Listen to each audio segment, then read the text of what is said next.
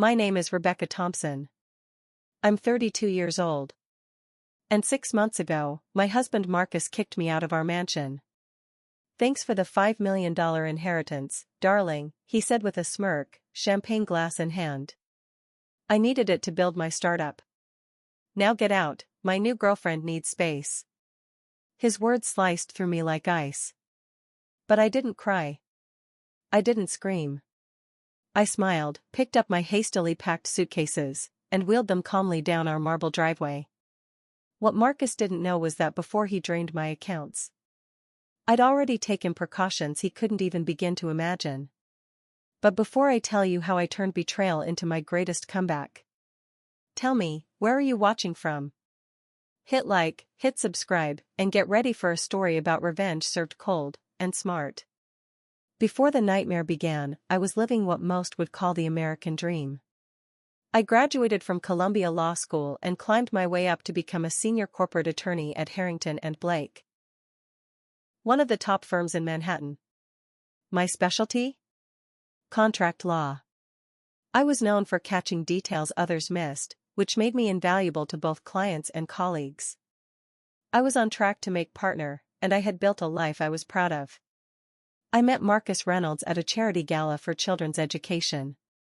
My firm had a table, and I was there representing our partners. Marcus sat at the next table. From the moment he introduced himself, I was drawn in. Tall, sharp blue eyes, and a smile that could sell dreams. He had the confident ease of someone who believed he'd shape the future. Technology is going to reshape security as we know it, he told me over dessert, after casually switching seats with someone to sit beside me. My company's building encryption software that'll revolutionize how businesses protect their data. But what stood out most? He listened. In a room full of people bragging and name-dropping, Marcus asked thoughtful questions about my work, my ambitions. By the end of the night, he had my number, and a dinner date for the weekend. Our relationship moved quickly, full of charm, attention, and what felt like genuine connection. Marcus sent flowers to my office with handwritten notes quoting obscure legal precedents, ones he clearly looked up just to impress me. He took me to hidden gem restaurants where the chefs greeted him by name. On weekends, we'd escape the city and hike upstate, talking for hours about everything from childhood memories to startup dreams. I've never connected with anyone like I connect with you, he told me one night, 3 months in, as we watched the sunset from his Brooklyn apartment. You challenge me intellectually. You support me emotionally. I think I'm falling in love with you. Marcus was open about his startup struggles. His company, Secure Frame Technologies, had developed powerful security software, but funding was tight. The angel investors had done what they could, but for the next phase of development, he needed serious capital. The timing's the issue, he said. We're 18 months away from dominating the market. But VCs want returns in 6. I won't compromise the product just to get fast money. I admired that. In a world chasing quick exits, Marcus seemed different, focused on building something real. As for me, I came from a comfortable family, though I rarely talked about it. My father ran a successful construction company in Connecticut. My mother managed their real estate investments. They raised me to value independence. I paid my way through law school, climbed the ladder on merit. I never relied on my family's wealth. But everything changed the night my parents died in a plane crash. They were flying home from their anniversary trip to Martha's Vineyard. One minute I had 2 loving parents, planning their retirement. The next, I was an only child, reeling from sudden grief. Marcus became my anchor. He stood by me through every moment of that darkness.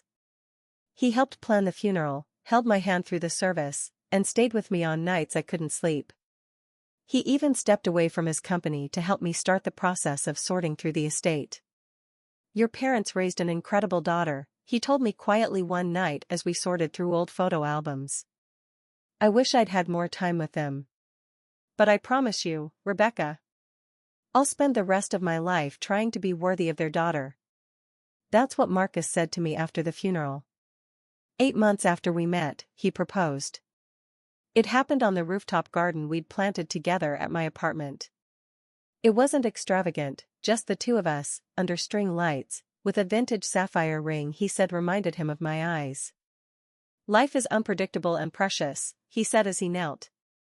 Losing your parents showed us that. I don't want to waste another day not being your husband. Our wedding was small but beautiful, held at my family's lake house in the Berkshires. Looking back, I should have noticed the subtle signs. How Marcus asked offhand questions about the timeline for settling my parents' estate. How his eyes lingered just a bit too long on the trust documents when my family's attorney visited. But I was in love.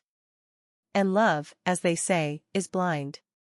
When Marcus looked around my childhood home and said, "Wow, your family really did well for themselves," I took it as admiration, not calculation. When he asked detailed questions about my inheritance expectations, I thought it was just part of planning a future together. I was wrong. 13 months after my parents' passing, the estate was officially settled. The construction business had been sold to my father's longtime partner. The real estate portfolio was liquidated. And after taxes, I inherited just over $5 million. Of course, the money couldn't replace them. But I felt grateful. I was determined to honor their legacy, and use it wisely. Marcus' reaction was subtle, but telling. The night I received the final wire, he showed up with champagne and takeout from my favorite restaurant. To your parents, he toasted, and to new beginnings. Later that night, we sat out on the terrace of our new apartment overlooking Central Park. We had upgraded after the wedding. That's when Marcus casually brought up his company's struggles. Series A is stalling, he said, swirling his champagne. Investors are pulling back. Economic uncertainty. If something doesn't change soon, we might have to lay off the development team. I could see the stress etched across his face. For weeks, he'd been coming home late, drained. Secure Frame was his dream. The thought of losing it clearly crushed him. What would it take to keep things going? I asked. He looked up, surprised. Like he hadn't expected that question from me. Honestly? About $3 million would carry us through product launch and early market entry. Then he shook his head. But Rebecca, that's not your responsibility. We'll find another way. His reluctance only made me more certain. Isn't that what marriage is about? Believing in each other's dreams? What if I invested? I suggested. Not as your wife. As a legitimate investor. $3 million from the inheritance. In exchange for equity and a board seat. Marcus blinked, then slowly, hope crept into his face. You'd do that? It's your inheritance. It's our future, I corrected. I believe in you. Let's talk to your corporate attorney and structure it properly. Over the next week, Marcus gave me everything I needed: business plans, projections, market research. Secure Frame looked solid. Innovative technology, a real market need, and now, enough capital to execute. The agreement gave me 25% equity, and a guaranteed seat on the board once it was formalized. I wired the funds. I was nervous, but hopeful. That night, Marcus surprised me with a platinum bracelet. The first of many successes we'll celebrate together, he said, clasping it around my wrist. At first, everything seemed fine. But then, the subtle shifts began. Marcus started working longer hours. He'd come home after midnight, exhausted and distracted. Our weekend hikes stopped. They were replaced by networking events and development crunch time. Even when we were together, he was somewhere else, eyes glued to his phone. The investment's accelerating everything, he told me. We've hired 3 more devs. Leased bigger office space. This is a critical phase. All hands on deck. I tried to be supportive. After all, I knew the pressure of big cases and long hours. But as weeks turned into months, I felt the distance grow. Not just physically, but emotionally. When I asked about my board seat, Marcus brushed it off. We're not ready to formalize the board yet, he said. Right now, that kind of structure would only slow us down. But your input is always welcome, Rebecca. Yet every time I offered input or asked detailed questions about the business, Marcus would brush me off with vague reassurances. We'll go over everything when things calm down. He started having business dinners I wasn't invited to, technical conversations, he said, that would bore me. 6 months after I invested, I began noticing strange charges in our joint account. A $12,000 purchase at Tiffany's. A weekend booking at the Mandarin Oriental. Receipts from high-end restaurants we hadn't been to together. When I brought it up, Marcus acted irritated, accused me of micromanaging. Those were client appreciation gifts, he said dismissively. The Tiffany jewelry was for our top investors' wives. Relationships matter in this game. The hotel? For our lead developer. He needed a distraction-free weekend to code, no commute, no interruptions. The explanation sounded plausible. Logical, even. But something didn't sit right. When I asked who these top investors were, Marcus didn't answer. Instead, he got defensive. Is this how it's going to be now? He said, his voice cold. You invest and suddenly you think I'm embezzling? I'm building our future, Rebecca. I need your support. Not suspicion. I felt guilty. Was I being paranoid? Controlling? I backed down. But the unease didn't go away. Secure Frame was exploding with growth. Within 8 months, they doubled their staff and moved into sleek new offices in the Flatiron district. Marcus was suddenly a rising star, featured in tech magazines as a visionary founder. The product prototype was generating buzz in the cybersecurity world. I should have been proud. But I felt like a stranger watching from the outside. Finally, I insisted on seeing the company's financials. As an investor, I had the right. Marcus agreed, reluctantly. He set up a meeting with their CFO, David. The meeting was rescheduled twice. When it finally happened, it was squeezed into a 30-minute lunch hour. We're on a rapid growth trajectory, David said, flipping through slides filled with graphs and lofty projections, but no real numbers. When I asked for specifics, cash flow, expenses, actual revenue, David's eyes darted to Marcus. Rebecca's just being thorough, Marcus said with a tight smile. She's a lawyer, after all. After the meeting, we had our first real argument. In the car, I let it out. That presentation told me nothing. No expense breakdowns, no actual financials. How is my investment being used? Marcus slammed the steering wheel. We're a startup, Rebecca. Not a Fortune 500. We don't waste time creating reports for every line item when we should be building. If you don't trust me to run the company I founded, maybe you shouldn't have invested. I was stunned. This isn't about trust. It's about financial transparency, basic accountability. Every investor is entitled to that. His jaw clenched. Is that what you are now? Just an investor? Not my supportive wife? That hit me. It made me question everything. By the time we pulled into our driveway, I was apologizing. Telling him I was just stressed. That I trusted him. He softened again, like he always did. The launch is 6 months away, he said, wrapping his arm around me. Once we go to market, you'll see. Your investment will probably triple within the first year. I wanted to believe him. But that night, as he slept peacefully beside me, I lay awake, staring at the ceiling, wondering how we got here. When did we stop being partners? When did asking questions make me the enemy? Little did I know, his betrayal had only just begun.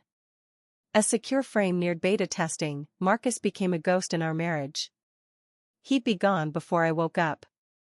Come home long after I was asleep. Weekends vanished into development sprints and closed-door investor meetings. Even when we did speak, all he talked about was the company. The Berlin Tech Conference was insane, he said one night, scrolling through photos of himself with tech celebrities and VCs. Everyone's obsessed with our encryption model. We've got 3 major corporations lined up for licensing after launch. Why didn't I go with you to Berlin? I asked. He didn't miss a beat. It was all technical sessions and networking. You'd have been bored sitting in a hotel room while I was in back-to-back meetings. But our credit card told a different story. Romantic dinners. Spa treatments for 2. Luxury shopping sprees at high-end boutiques. When I confronted him, he didn't flinch. Of course I entertained clients, he said without looking up from his phone. That's how business works in Europe. The spa charge, Marcus said, was a gift certificate for our German distributor's wife. A thank you for hosting the team dinner.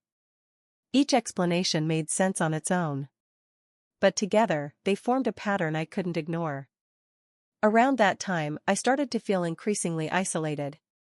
The stress at home bled into my work life. I was distracted, off balance, and it showed. One of my junior associates ended up taking over a major case I'd led for months. Friends I neglected in those early, romantic months with Marcus had quietly drifted away. And the few who remained started to voice concerns I wasn't ready to hear. You don't seem happy anymore, Rebecca. My college roommate Stephanie said gently over lunch, our first in months. When was the last time you and Marcus did something fun? Something just for the 2 of you? I defended him without thinking. He's building something important. This intense phase won't last forever. But even as I said it, I wasn't sure I believed it anymore. The intense phase had stretched from weeks into months. And showed no signs of ending. The moment that shattered my trust came without warning.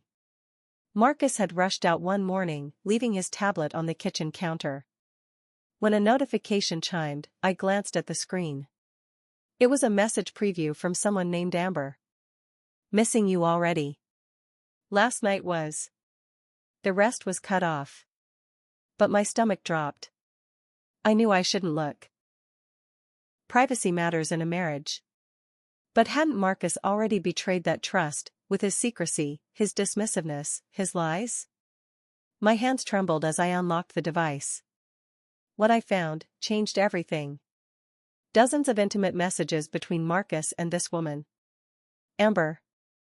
Dating back nearly 4 months. Photos. Plans to meet. Explicit exchanges about their time together. In one thread, Marcus complained about having to attend a charity gala with the wife, when he'd rather be with Amber. That evening, I confronted him. He didn't deny it. He didn't even look ashamed. He changed, right before my eyes. The man I thought I knew disappeared. Replaced by someone cold. Calculated. Amber Matthews is our new marketing director, he said calmly, pouring himself a scotch. Yes, we've become close. These things happen in startups, people working long hours, same goals, same vision. Marketing director?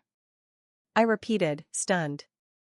Those messages weren't about branding strategy, Marcus. He shrugged, taking a slow sip. Business and pleasure sometimes overlap. She understands what it takes to build something real, something you've never truly grasped. His words hit harder than any admission of infidelity. This wasn't just an affair. It was a complete rewrite of our marriage. The next morning, my instincts kicked in. While Marcus was at work, I did what I do best, I investigated. Amber Matthews had no marketing background. Her LinkedIn showed a brief modeling career and a short stint at a PR firm. Then, suddenly, she appeared at Secure Frame with a senior title. And a salary nearly double the industry standard for someone with her credentials. It didn't stop there. I finally forced access to the company's financial records. As an investor, I had the right, though it took multiple demands, and the threat of legal action, to get them. What I uncovered was worse than I imagined. Secure Frame had been presenting an image of rapid growth and innovation. But behind the scenes, Marcus had been quietly funneling company funds into personal accounts. Luxury vehicles purchased under the guise of company cars. A vacation home in Aspen, labeled a corporate retreat facility. And worst of all, my 25% equity stake, the one I had invested $3 million for, had been diluted, without my knowledge, through multiple new stock issuances. My stake was now barely 3%. A new holding company called AM Ventures, Amber Matthews, I assumed, held 15%. That evening, I confronted Marcus again. This time in his home office. I caught him off guard. "You've been embezzling company funds," I said quietly, laying the documents in front of him. "And you diluted my shares without proper disclosure. That's a violation of securities law." His face flickered, surprise, then anger, before settling into something colder. Detached. "I founded this company," he said, his voice low and dangerous. "Every move I've made has been to ensure its future. Your investment was helpful, sure. But Secure Frame is my vision. I'm the one building it." "That doesn't give you the right to steal," I shot back. "Or to betray your wife." He let out a humorless laugh. "Our marriage? Come on, Rebecca. I married you because your family was wealthy. When they died sooner than expected, it simply moved my timeline up. You were useful. For your money. And for your legal expertise." His words knocked the air out of me. 3 years of love, commitment, reduced to a transaction. "You never loved me," I whispered. He met my gaze without blinking. "I appreciated you," he said. "And you benefited, too. Access to tech circles you never would have entered. A lifestyle your law firm paycheck could never afford." I steadied my voice. "I want my investment back. Every cent." Marcus smiled. Slowly. Predatory. "Unfortunately, that money's been fully deployed into operations." "And your shares?" "They're worth whatever the market says they're worth. Go ahead, talk to your lawyer friends. You'll find I protected myself, thoroughly." In that moment, my husband became my adversary. As I walked out of his office that night, I knew our marriage was over. What I didn't know, yet, was how far he'd go to destroy me. Before I could expose the truth. The next morning, I called Jessica Harper. My old law school roommate, now an assistant district attorney in Manhattan specializing in financial crimes. We met in a small cafe, far from any place Marcus or his associates might frequent. I laid everything out, calmly, methodically. Jessica listened, expression darkening with each new revelation. She took notes. Asked smart, pointed questions. Then she looked me dead in the eye and said, "Rebecca, this isn't just a bad marriage. This is criminal." She finally spoke, her voice steady. "What you're describing is securities fraud, wire fraud, and possibly money laundering. Marcus has been using the company like his own personal piggy bank, while raising money under false pretenses." I swallowed hard. "Can I get my money back?" It was the only thing I could focus on, the most immediate, concrete concern. Jessica's expression answered before her words did. A tight grimace. "It's complicated. He's commingled corporate funds with personal assets, hidden money through shell companies. Recovering your investment won't be easy, or quick. And Marcus strikes me as the kind of man who'd rather burn everything down than admit he lost." I felt the bottom drop out of my world. My personal and financial life were imploding, simultaneously. So what do I do? I asked, feeling the question spill from somewhere hollow inside me. Jessica didn't sugarcoat it. First, secure anything that's still in your name alone. Second, start gathering evidence, systematically, and discreetly. And third? Prepare for this to get ugly. Men like Marcus don't surrender power willingly. I followed her advice. I hired Michael Donovan, a private investigator who specialized in financial crimes and corporate fraud. Michael was discreet, methodical, and devastatingly effective. Over the next 3 weeks, he documented Marcus's affair with Amber through photographs, surveillance footage, and witness statements. But more importantly, he followed the money. He traced a series of financial transfers. Marcus siphoning company funds through shell corporations and depositing them in personal accounts in the Cayman Islands. He's been planning this for over a year, Michael said, laying out a detailed financial timeline. The structure of these accounts suggests he was preparing to shield assets, either from future creditors or a divorce. But the most chilling discovery came from inside Secure Frame itself. Michael, through a source within the company, obtained internal documents I had never seen, minutes from board meetings I had never been invited to. Buried within them was proof that Marcus had authorized the issuance of additional shares, specifically designed to dilute my ownership. At the same time, he had been pitching new investors a wildly inflated valuation, claiming Secure Frame had quintupled in worth. He's selling the same pie twice, Michael explained. Telling investors it's a $50 million company so he can extract premium capital, while telling you there are no distributions because they're reinvesting in growth. Classic fraud scheme. Armed with this evidence, I scheduled a meeting with Eleanor Walsh, one of the most respected attorneys in the city for business divorces and complex asset litigation. Her office, perched high in a downtown glass tower, radiated calm power, exactly what I needed on my side. After reviewing the documents, Eleanor leaned back in her chair and said, "You have options. But we need to move, now. Marcus is systematically building a narrative that this company's success has nothing to do with your investment. We can't let that stand." Under her direction, I began preparing for war. We documented everything. Every asset.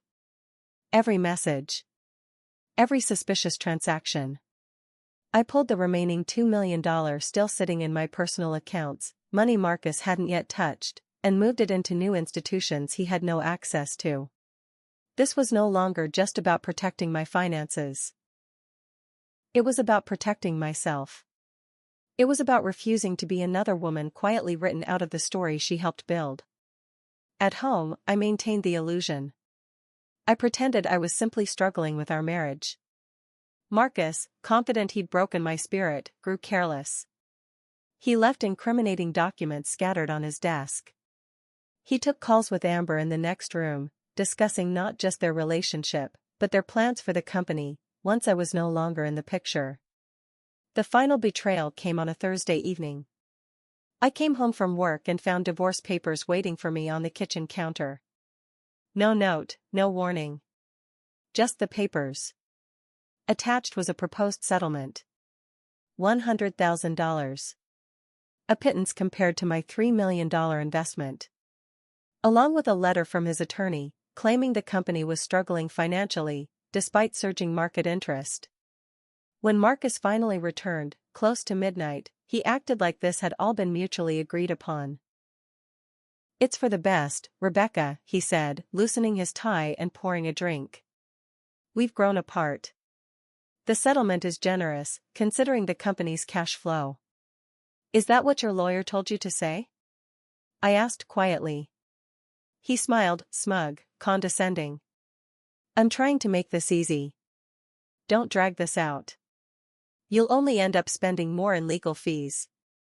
My corporate attorneys, they're better than whatever divorce lawyer you think you've got." What Marcus didn't know was that I'd already filed, earlier that day. Not just for divorce, but a separate civil suit. Fraud. Breach of fiduciary duty. I had also scheduled meetings with the SEC and the Manhattan DA's office for the following week. I said nothing of this to Marcus. Instead, I nodded silently, and went to bed in the guest room. From down the hall, I could hear him on the phone with Amber. Laughing, carefree. She took it pretty well. She won't be a problem. I fell asleep that night with a strange, unsettling calm. The man I had loved was gone. Maybe he'd never existed at all. In his place stood an opponent who had underestimated me, for the last time. The following Monday, I returned home from work and found the locks changed on our apartment. Marcus stood in the lobby with 2 security guards and several packed suitcases. My belongings, hastily chosen, carelessly stuffed into designer luggage, sat at his feet. Company counsel advised me to secure our assets during the divorce. He announced loudly, for the benefit of the doorman and a few neighbors pretending not to stare. You'll be staying elsewhere from now on. The humiliation burned through me. Marcus wore a carefully curated expression, regretful, firm. Like a husband reluctantly setting boundaries with an unstable wife. Your personal items are packed, he said, gesturing to the suitcases. If anything's missing, we can arrange it through the attorneys. I moved toward the elevator, toward my home. One of the guards stepped forward. I'm sorry, ma'am. We've been instructed not to let you upstairs. I froze. This is my apartment, I said, struggling to stay composed. You can't just throw me out without notice. Marcus stepped in close, voice low and cold. The lease is in my name, Rebecca. A precaution I took early on, just in case. Your family's money. I figured it might make things difficult down the line. Then he smiled. That same disarming smile I had once fallen in love with. I've called you a car. Don't make this harder than it needs to be. As if on cue, the lobby doors opened. And Amber Matthews walked in. She was stunning. Even more striking in person than in her photos. Tall, elegant, blonde, at least 10 years younger than me. She paused at the sight of the scene, pretending to be surprised. Oh. I didn't realize you'd still be. She let the sentence trail off, fake concern painted across her face. I can come back, she offered, all performative grace. Marcus didn't miss a beat. No need, he said, locking eyes with me. Rebecca was just leaving. Then came the final blow. His voice rose just enough to be heard by the small audience gathering in the lobby. Thanks for the $5 million inheritance, darling. I needed it to build my startup. Now get out. My new girlfriend needs space. Amber looked briefly embarrassed. But not enough to step away. Not enough to leave. Marcus raised a glass of champagne, whether from a celebration or just sheer cruelty, I couldn't tell. And watched for my reaction. In that moment, I had a choice. I could create a scene. Scream, cry, beg. And feed into the narrative Marcus had likely already spun about me. Or I could leave. With dignity. And build the fire he'd never see coming.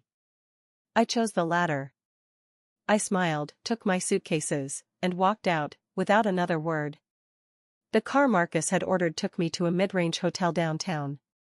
I checked in under a false name and sat alone in that sterile room. Surrounded by my hastily packed life. That night, the full weight of the past 3 years came crashing down. I had lost my parents. My marriage. My home. And a significant part of my inheritance. All in the span of 36 months. I cycled through grief, rage, and self-recrimination. How had I missed it?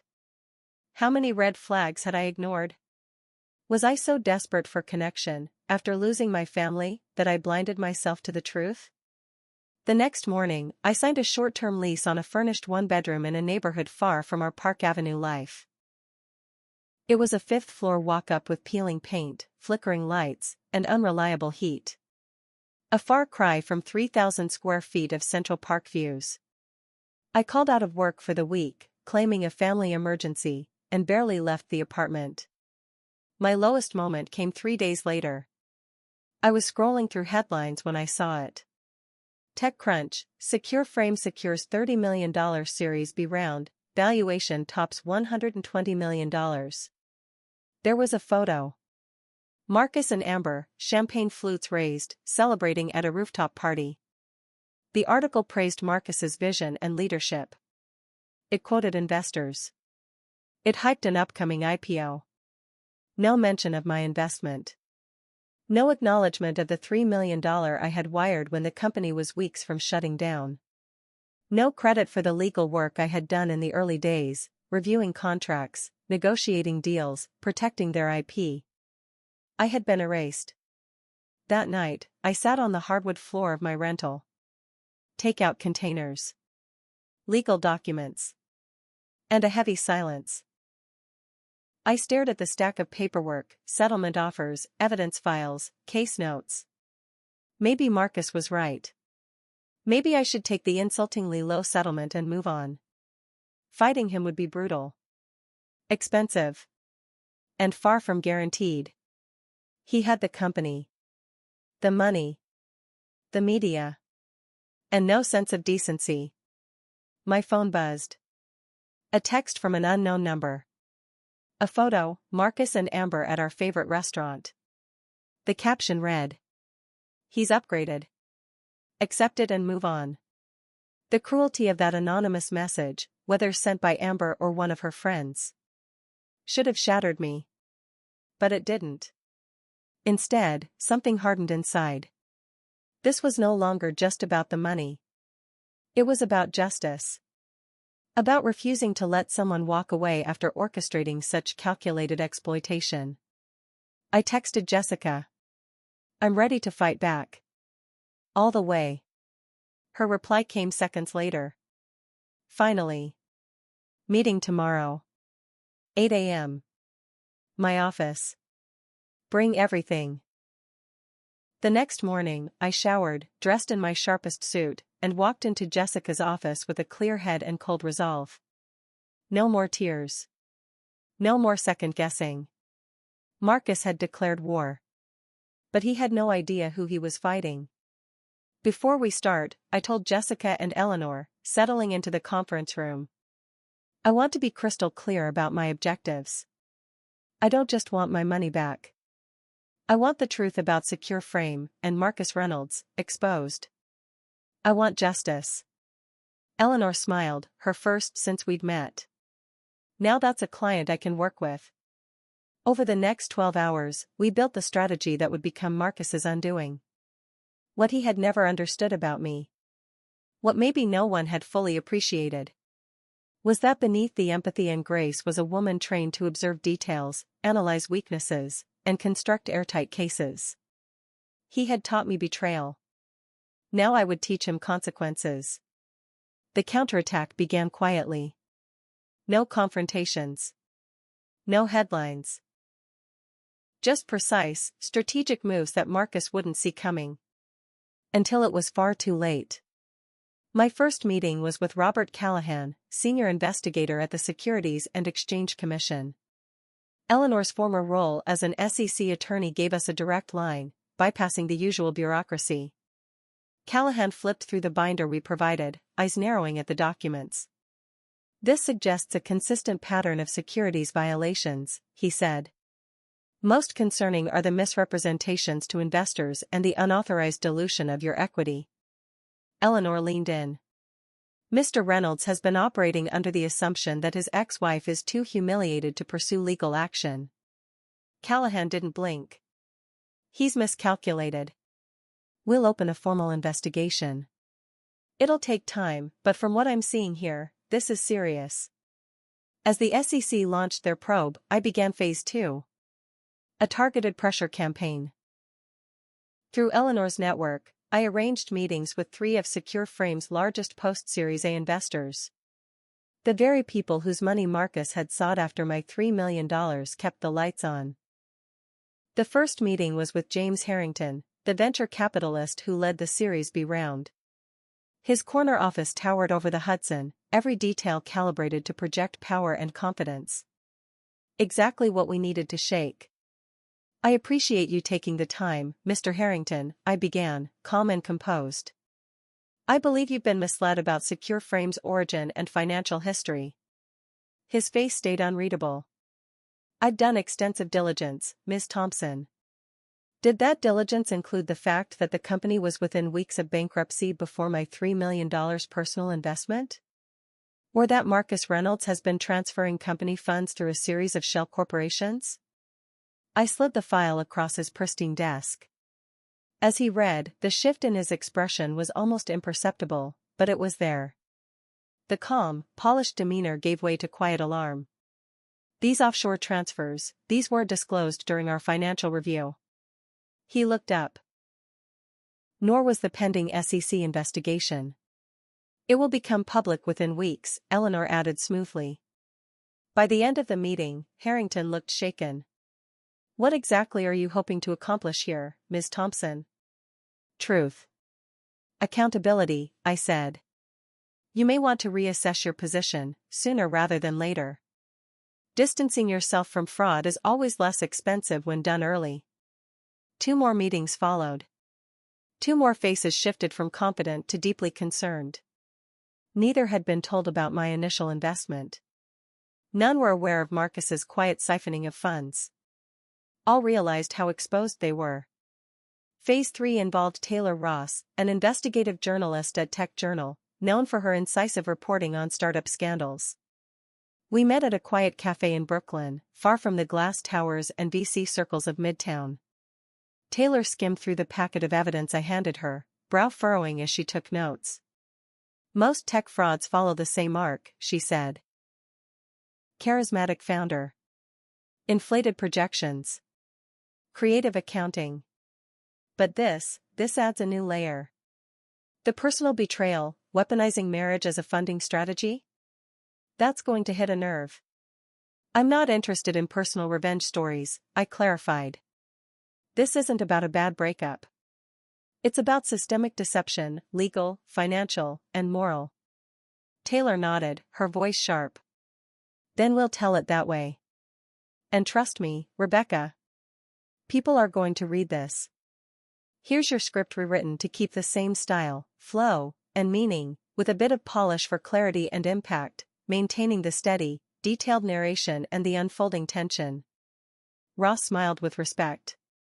Miss Thompson, it's both securities fraud and investor deception. That's what will make this story so powerful.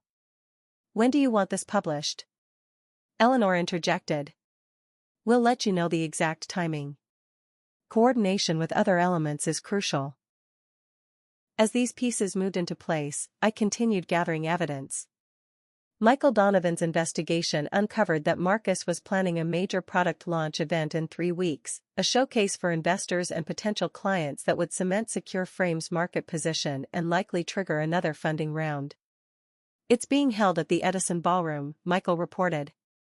Nearly 300 invited guests, technology demonstrations, major industry speakers.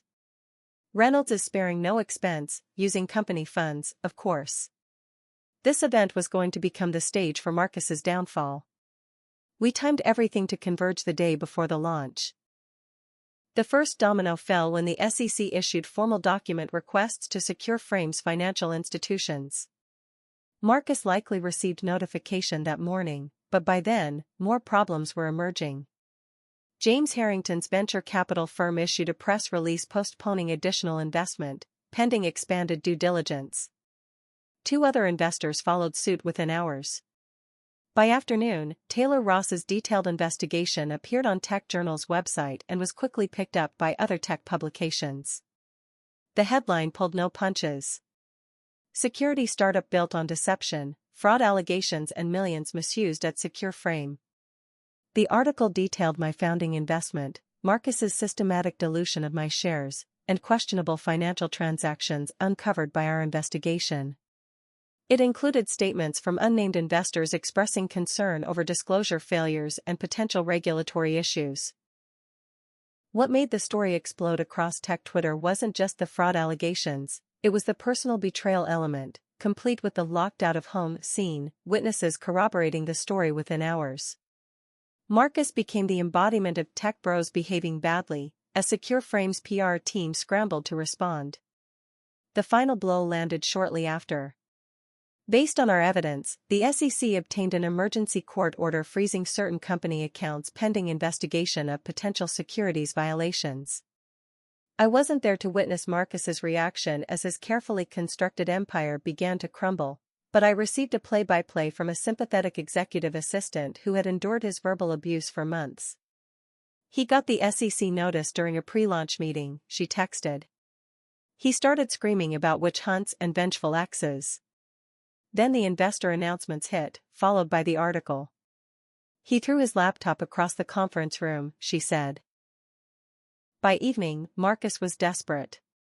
His calls and texts bombarded my phone. "What have you done? You're destroying everything we built. This is insane. You need to call off the SEC.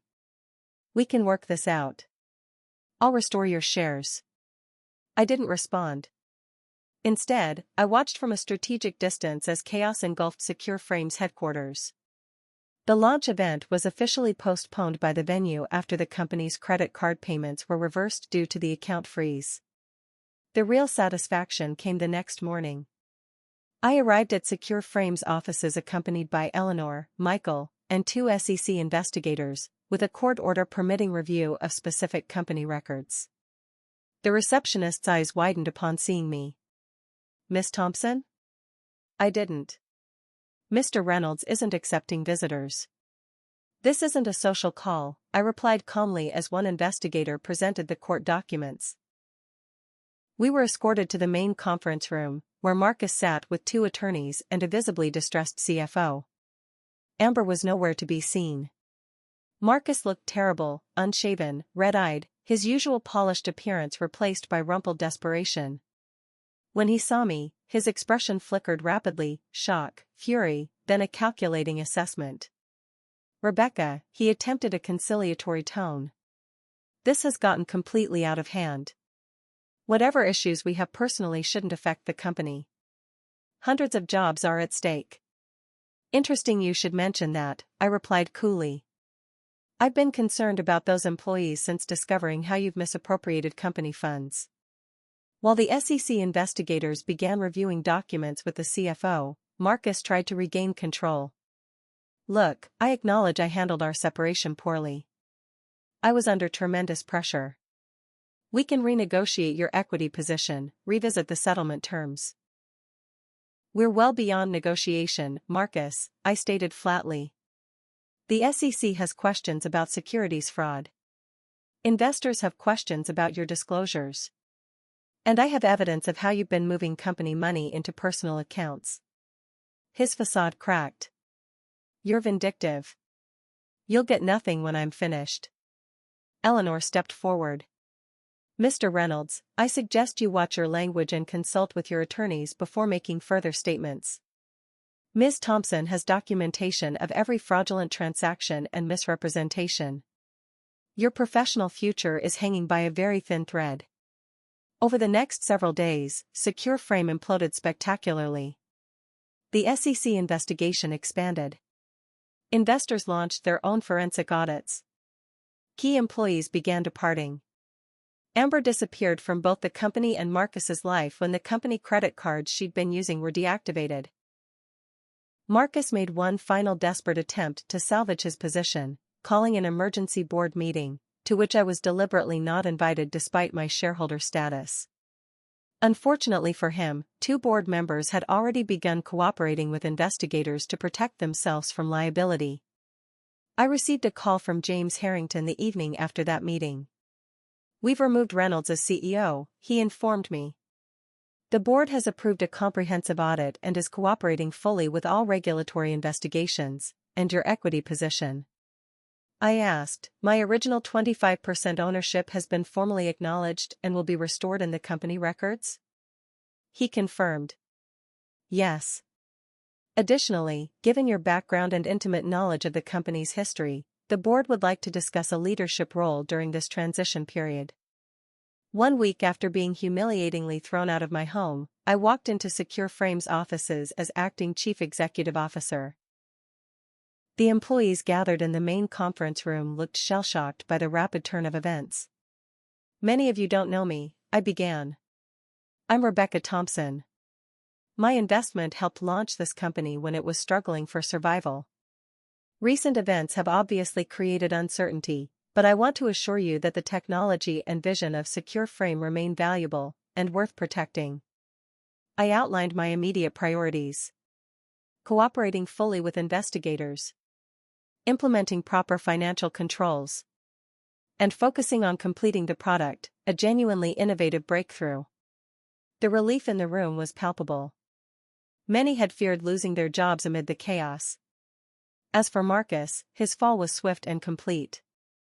The SEC investigation led to civil charges for securities violations. The Manhattan District Attorney's Office initiated a separate probe into potential wire fraud, based on evidence we provided. His assets were frozen, his reputation destroyed, and his professional future erased. The final piece of my revenge came unexpectedly. A text from an unknown number. I should have picked a smarter man to hitch my wagon to. Sorry about the restaurant photo. No hard feelings. Amber, of course. I didn't bother responding. Some people never learn. And some lessons shouldn't need teaching in the first place. 6 months after being thrown out of my home with nothing but hastily packed suitcases, I sat in the CEO's office at Secure Frame, reviewing quarterly projections that showed the company recovering from crisis. The product Marcus had envisioned was indeed innovative and valuable, perhaps his only genuine contribution. I had no interest in permanent leadership, but I was determined to stabilize the company, protect the jobs of innocent employees, and recover my investment before moving on to whatever came next in my life. That afternoon, I received an envelope containing Marcus's final divorce settlement agreement. His arrogance had dissolved into desperation. He agreed to all my terms without contest. The man who had hoped to walk away with millions had lost everything. His company. His reputation. His freedom. He was facing criminal charges, and any financial gain from his elaborate fraud was gone. I signed the papers without emotion. This chapter of my life was ending, but the lessons would remain. I had learned the hard way about trust, vigilance, and the importance of believing what people show you about themselves. Most importantly, I had discovered a strength within myself that no betrayal could diminish. Marcus had underestimated me.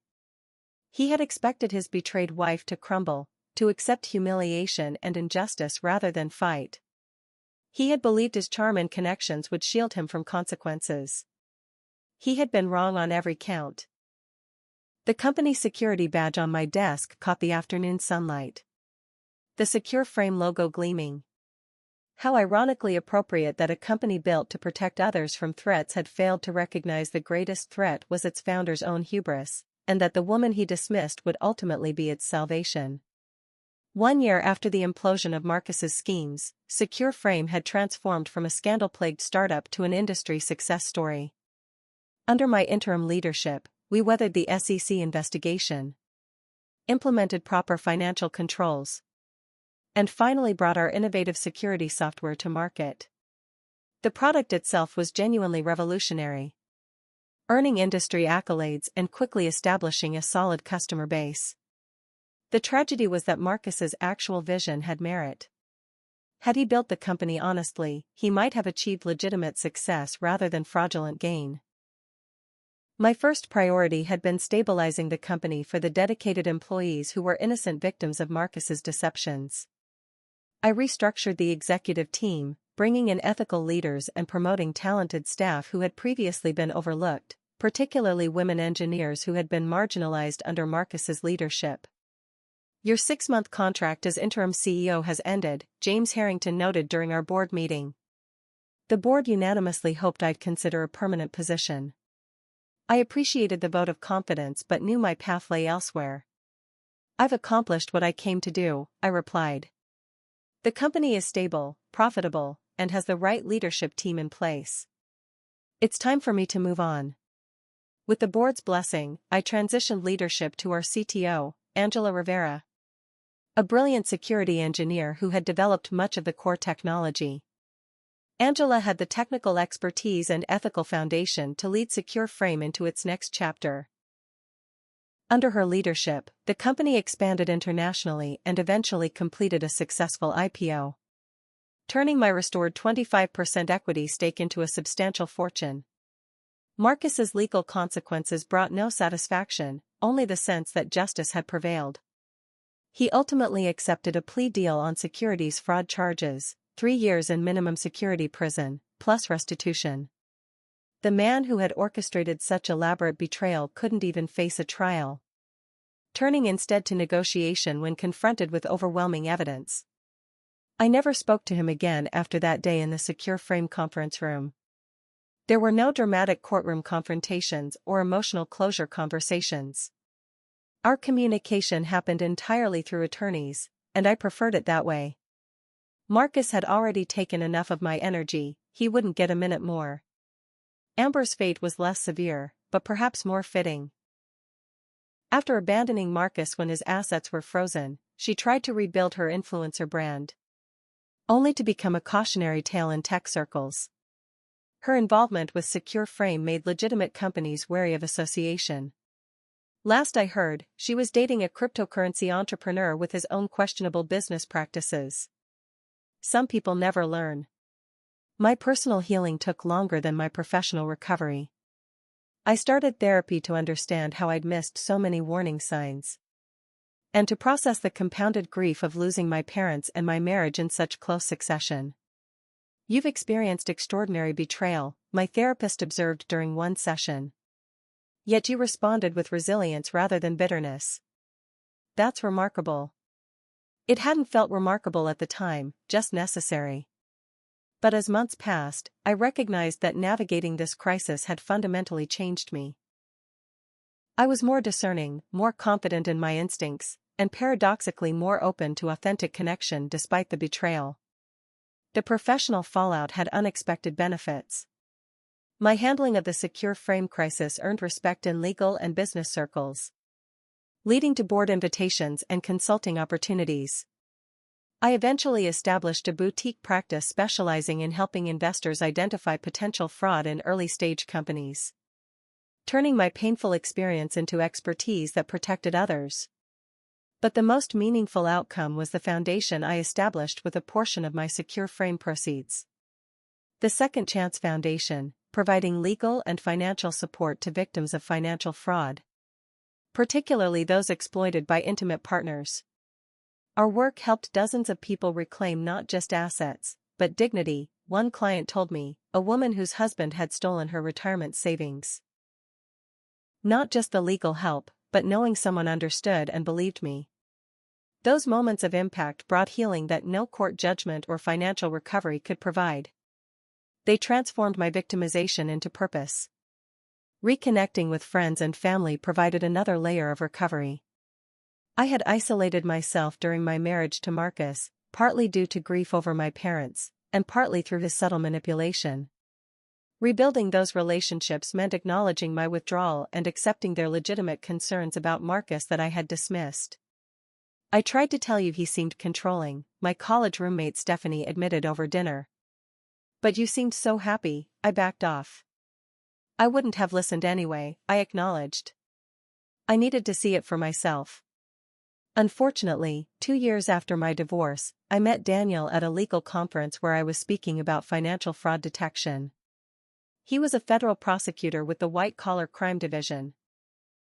He approached me after my presentation with thoughtful questions and a genuine interest in my foundation's work. Our relationship developed slowly and deliberately. I was transparent about my trust issues, and he was patient with my caution. When he proposed a year later, we had already built a partnership based on mutual respect and radical honesty. "I'm not asking you to trust blindly," he said, taking my hand on a walk through Central Park. "I'm asking for the chance to earn your trust every day, for the rest of our lives." The wedding was small and intimate, held at my family's lake house, reclaiming a place that held both painful and beautiful memories.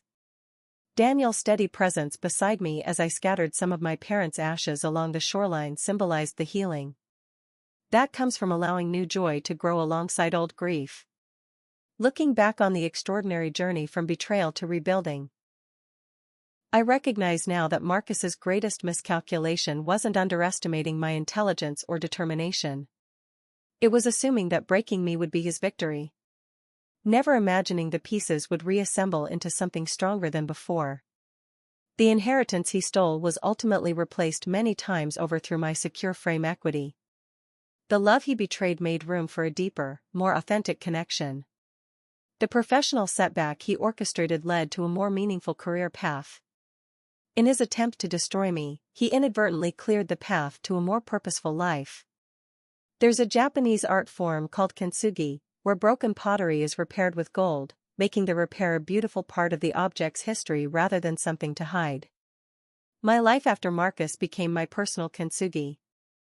The broken places mended with wisdom, resilience, and purpose, creating something more valuable than what existed before. If you're watching this and facing your own betrayal, whether financial, emotional, or both, please know the initial devastation doesn't determine your story's ending. Trust your instincts, document everything, seek competent help, and remember, rebuilding takes time, but creates a foundation stronger than before.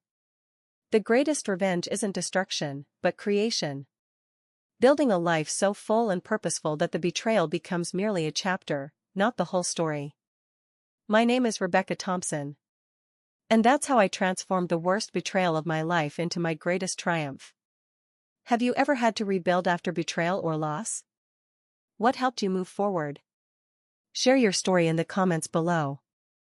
And if this resonated with you, please like, subscribe, and share with someone who might need to hear that healing is possible. Thank you for listening, and remember, sometimes our greatest strength emerges from our most painful moments.